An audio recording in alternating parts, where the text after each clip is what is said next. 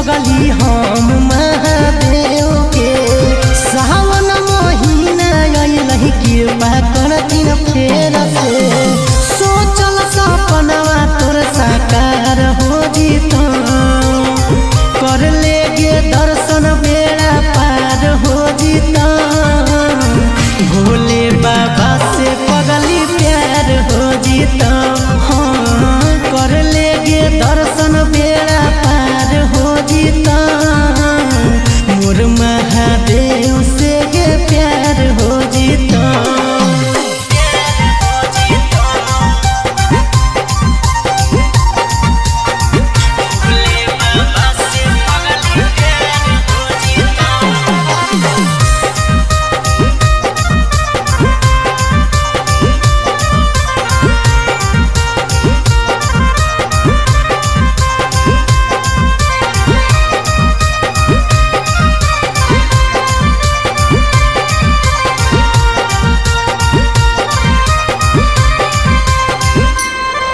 अगे जलवा ढारे चल पगली साथे देवा घर गे बाबा के नगर मांगे हाँ सुनर एगो बर गे अगे जलवा ढारे चल पगली साथे देवा घर गे बाबा के नगर मांगे हाँ सुनर एगो बर गे बोलबम के नारा से उधार हो जीता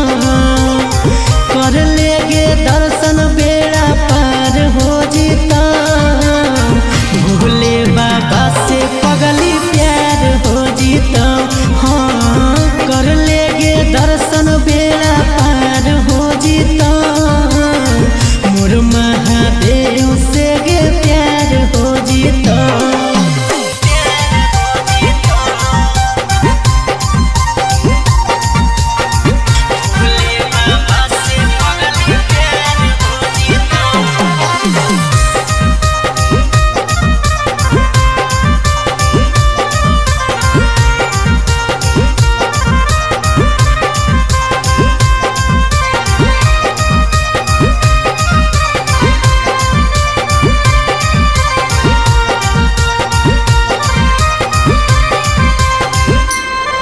अगे बोल बम के नारा लेके उठैबो कांधे कवरिया गे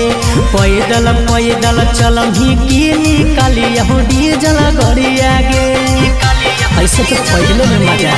अगे बोल बम के नारा लेके उठैबो कांधे कवरिया गे पैदल पैदल चलही की निकाली हो डीजल गरिया गे सागर बेदर्दी कहो जोगाड़ हो जीता कर लेगे दर्शन बेड़ा पार हो जीता भोले बाबा से पगली प्यार हो जीता हाँ कर लेगे दर्शन बेड़ा पार हो जीता